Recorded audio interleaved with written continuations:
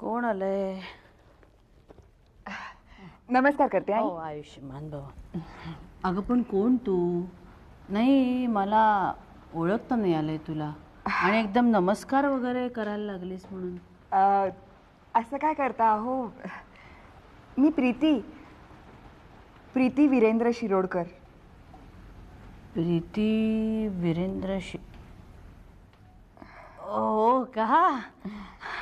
बरेच वर्षांनी भेटलीस. बस बस बस बस. ऐक, आज काय काम काढलंस माझ्याकडे? हा, नाही म्हणजे तुम्हाला बातमी कळली असेलच ना. बातमी? कशाबद्दल बोलतेस तू? आता तर काय टीव्हीवरच बातमी दाखवली म्हटल्यावर सगळं जगजाहीरच झालंय. हे बघ, तू असं मोघम बोलू नकोस. काय ते स्पष्टपणे सांग. कुठली बातमी? काय? म्हणजे तुम्हाला काहीच कळलं नाही का? माझ्या नवऱ्याने म्हणजे वीरेंद्रने तुमच्या मोठ्या मुलीशी आकांक्षाशी लग्न केलं ही बातमी दाखवली ना आज टीव्हीवर. हो, मी बघितली ती बातमी, ऐकली. म्हणजे ती बातमी ऐकून तुम्हाला धक्का नाही बसला? तुला बसला धक्का ती बातमी ऐकून? म्हणजे काय? ती बातमी ऐकल्यापासून मला काही सुचेनासच झालं. का? खरं तर तुला सैरभैर होण्याचं काहीच कारण नाहीये. असं कसं म्हणू शकता तुम्ही आई? एक मिनिट. एक तर तिन्ही संजेच्या वेळी माझ्या घरात रडू नकोस. आणि दुसरी गोष्ट, मला तर असं कळलं की वीरूने तुला घटस्फोट दिलाय. तुला 25 लाख रुपये दिले त्या बदल्यात, जे तुला हवे होते. मग आता का म्हणून तू रडतीस? आणि तेही माझ्याकडे येऊ? म्हणजे आकांक्षाने जे काय केलं ते बरोबर केलं असं म्हणायचं का तुम्हाला? एक मिनिट. मी आतापर्यंत अतिशय सौम्य भाषेत तुझ्याशी बोलते, पण तुझा काहीतरी गैरसमज झालेला वाटतोय. आकांक्षाने जे काही केलंय ते चांगलं केलंय असं मी कधीच म्हटलेलं नाही, आत्ताही म्हणत नाही. तुझं आणि वीरूचं कॉन्ट्रॅक्ट मॅरेज व्हायच्या अगोदरपासूनच त्या दोघांची अतिशय जवळची मैत्री होती, याची तुला कल्पना होती ना? तुमची फूस असल्याशिवाय काय सगळं झालं? फूस? प्रीती, तू इथे मला दोष द्यायला आलीस का माझ्याकडून सहानुभूती मिळवायला आलीस?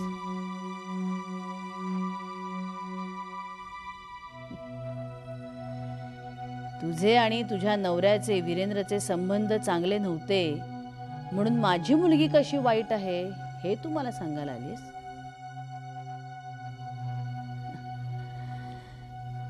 प्रीती, या अगोदरही तूच घर सोडून निघून गेली होतीस वीरूचं, बरोबर ना? तू, तुझा मुलगा दर्शन, तुमच्या दोघांचे आणि वीरूचे एकमेकांबरोबर काय संबंध होते हे वीरूने सांगितले मला. त्यामुळे आता कांगावा करण्यात काय अर्थ आहे आणि कशासाठी तू करतेस कांगावा? अच्छा, म्हणजे आता आकांक्षा बरोबरच तुम्ही वीरूलाही तुमच्या पाठीशी घालताय? मी कुणालाही पाठीशी घालत नाहीये, प्रश्नच येत नाही मुळी. प्रश्न येत नाही कसा? तुमच्या आकांक्षाने वीरूच्या मुलाला जन्म दिला तेव्हा तुम्ही काय केलं? माझ्या अडचणीत सापडलेल्या मुलीला मी मदत केली. मी आई म्हणून कर्तव्य केलेलं आहे.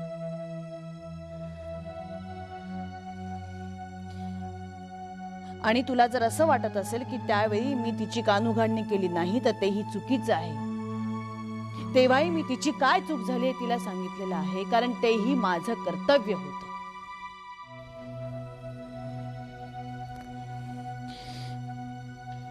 आणखीन एक गोष्ट तुला सांगते. जसं तुलाही आत्ताच कळलं ना त्या दोघांनी लग्न केलं, तसंच मलाही आत्ताच कळलंय.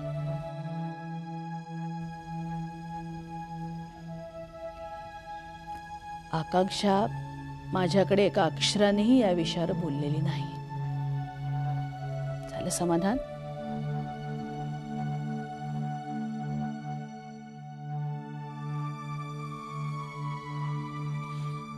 आणि तुला जसं वाटतंय ना मला धक्का वगैरे बसला असेल, तसं काहीही झालेलं नाही. कारण कधीतरी अगं हे घडणारच होतं, हे मला ठाऊक होतं. आणि खरं तर तुलाही ठाऊक असायला हवं. काय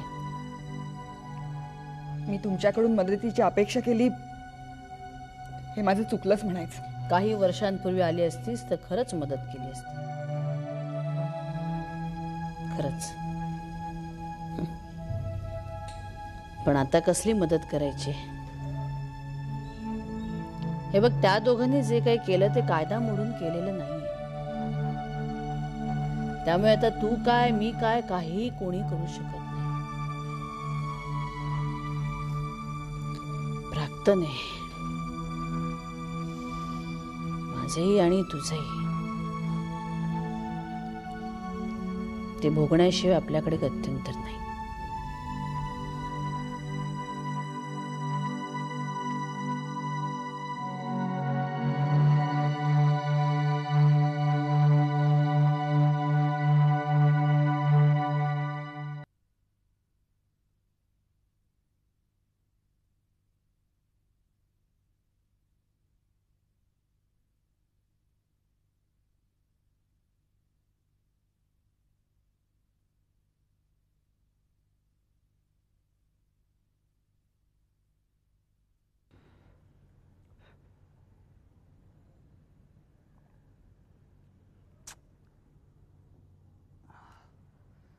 रेवा, रेवा, रेवा.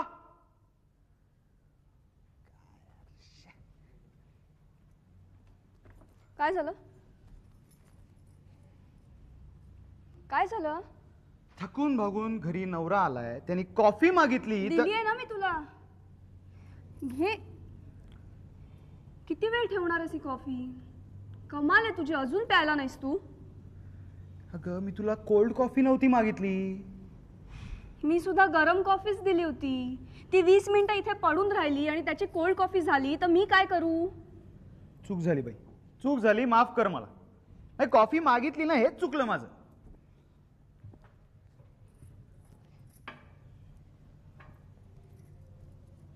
परत देऊ का? हवं असेल तर परत देते ना मी कॉफी करून. पण आता तू कॉफी प्यायलास तर तू जेवणारच कधी मग?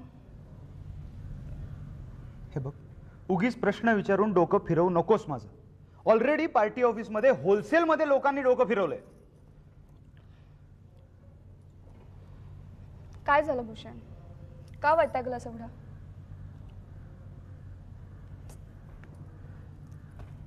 काय सांगू ग तुला. त्या पुलाच्या संबंधी रोज लोक मला 100 प्रकारचे प्रश्न विचारतात. त्यांना उत्तरं देता देता नाकी 9 आलेत माझे.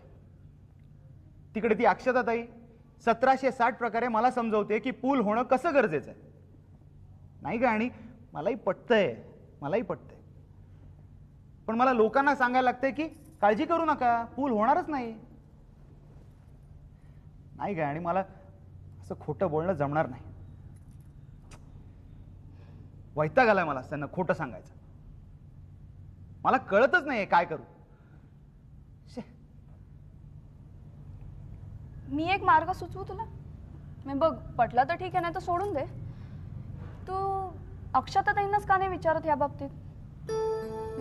त्या सुद्धा उपाय सुचवतील तुला आणि तो सुद्धा तुम्ही दोघं सुटाल असा. It's good idea. मला कसं काय नाही सुचले?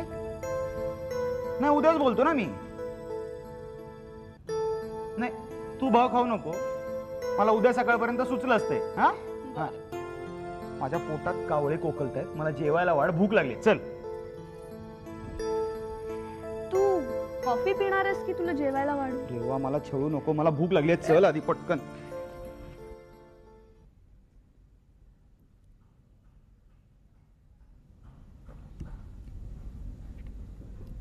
मग पुढे काय करायचं ठरवलंयस?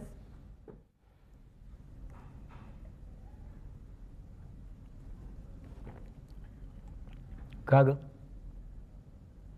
तुला का चिंता? सांगायचं ते सांग, नाही तर खड्ड्यात जा. तनु असं काय रे तू? एखादी गोष्ट आपुलकीने विचारायला जावी तर कायम तिरकसच काय बोलतोस? जाई, काही कारण नसताना भांडणं करण्याची सवय वाईट. हो, आपण जर का शहाण्यासारखं बोलला तर भांडणं करण्याची गरज नाही लागणार, नाही का? बरं, सध्या तरी मी पुढे काही शिकायचं नाही इतकंच ठरवलंय. का? घे ना ॲडमिशन, म्हणजे आपण रोज भेटत राहू. नाही, मी शिकायचं नाही इतकंच ठरवलंय. कम ऑन तनू, पण तू का ठरवलंयस पुढे शिकायचं नाही असं? आणि शिकणार नाहीस तर काय करणार आहेस? नोकरी करणार? हल्ली नुसत्या ग्रॅज्युएशनला नोकरी सुद्धा मिळत नाही. नाही, तरी मी शिकायचं नाही असंच ठरवलंय. मग आपण काय करणार आहात? कळू तरी दे. तुला कळून काय उपयोग आहे? उगाच तू नाही, तरी सुद्धा मला कळायलाच हवं. कशा करता? नाही म्हणजे कोण लागतेस तू माझी? तनू, कुणीच लागत नाही मी तुझी. मी कुणीच लागत नाही तुझी. हे बघ जाई, प्लीज तू उगाचच गैरसमज करून घेऊ नकोस. मला त्या अर्थाने म्हणायचं नव्हतं. प्लीज जाई. मग तू असं तुसडेपणाने का बोलतोस सारखा? पर माझ्याशीच नाही, सगळ्या ग्रुपशी तू असं बोलतोस. जाई, माझं डोकं सध्या ठिकाणावर नाही. मी असं का वागतो माझं मलाच कळत नाही, पण मी हे सगळं मुद्दामून नाही करत आहे. कशामुळे? कशामुळे झालंय असं? आईमुळे? छोड यार. जाई, छोडियार म्हणणं सोपं आहे का? पण आईशिवायच जगत आले मी आजपर्यंत.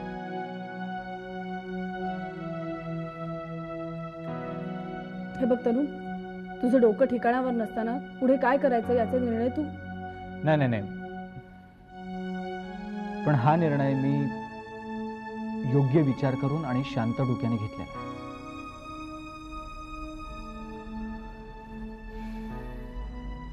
मी आर्मी जॉईन करणार आहे.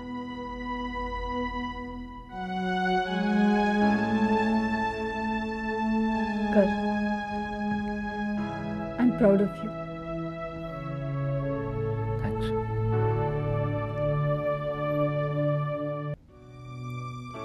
नाही नाही, हे बघ आकांक्षा, आता रडण्यात काहीच अर्थ नाहीये. असं कसं म्हणतेस तू आकांक्षा? तू ज्या पद्धतीत ह्या घरातून निघून गेलीस ना, त्याला न भेटता, त्याला न विचारता, न कळवता तू तिकडे लग्नही करून मोकळी झालीस. त्याला राग नाही करणार या गोष्टींचा, वाईट नाही का वाटणार? अगं इथून जाताना तूच म्हणाली होतीस ना, एकटी मीच आपली, माझा तनू असं करत बसण्यात काही अर्थ नाहीये. मला माझं आयुष्य आहे, त्याला त्याचं आयुष्य आहे. हो, मी काही विसरलेले नाहीये. माझ्या सगळं लक्षात आहे. आकांक्षा, पुढे आयुष्यात त्याने काय करायचंय हे त्याने ठरवलंय. तुला माहितीये, TYचा रिझल्ट लागल्यानंतर तो आर्मीत जाणार आहे. तू रडतेस कशाला? अगं तू एक पत्रकार आहेस. तूही आयुष्यात अनेक धाडसी निर्णय घेतलेस, पण मी कधी रडत नाही बसले. मी त्याला सामोरी गेले. हे बघ आकांक्षा, त्याने जो काही निर्णय घेतलाय तो योग्य आहे असं मला वाटतं, आणि माझा त्याला पूर्ण पाठिंबा आहे. हो, हे बघ, तुझं रडून झालं की शांतपणे मला फोन कर, मग आपण बोलू. नीट विचार कर. मी ठेवते फोन.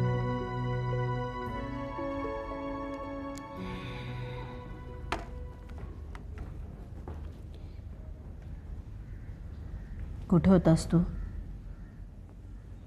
आणि तू रडतोयस? मी आईशी फोनवर बोलत होते, ते ऐकलंच वाटतं तू. तनू, एका सैनिकाने इतकं इमोशनल होऊन चालत नाही. तुला सैन्यात जायचंय ना, मग करडी नजर हवी, शत्रूवर धाक दाखवणारी. कळलं? नको रडूस. तनू, मला माहितीये तू सैन्यात का जाणार आहेस ते. का जाणार आहे? इथलं सगळं विसरायचंय तुला. इथल्या सगळ्या आठवणी कायमच्या पुसून टाकायच्या. सगळी नाती विसरायची.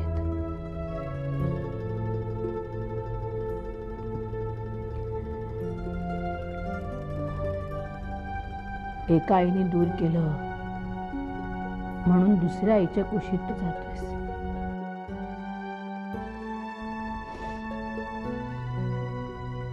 आकांक्षा मला सोडून गेली दूर. आता तूही मला सोडून चाललायस. सुधाई, नाही, पण तुझा निर्णय योग्यच आहे.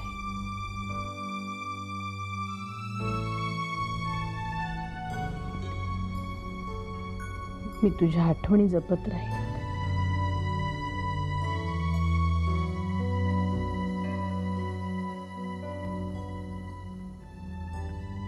सुधाई,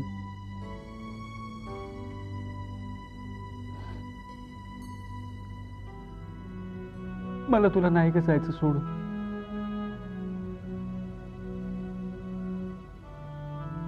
पण मी आईला नाही विसरू शकत.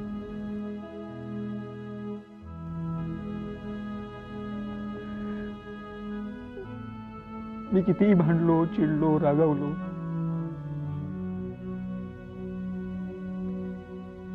तरी ती माझी आई आहे ग. मी तिला नाही विसरू शकत.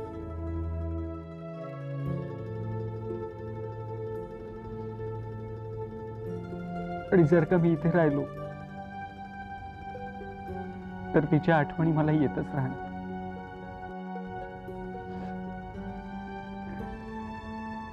मला तिला विसरायचं सुद्धा.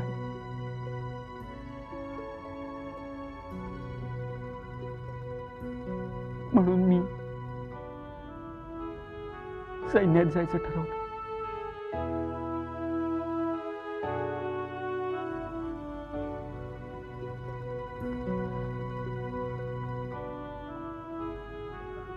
सुधाई, तू घेशील ना ग काळजी?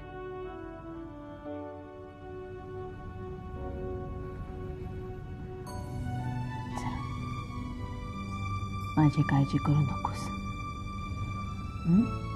आपल्या देशासाठी लढायला चाललायस ना, मग याच्या पुढे डोळ्यातने टिपू सुद्धा येता कामा नये. कणखर बनायला शिक. चल, रडू नकोस.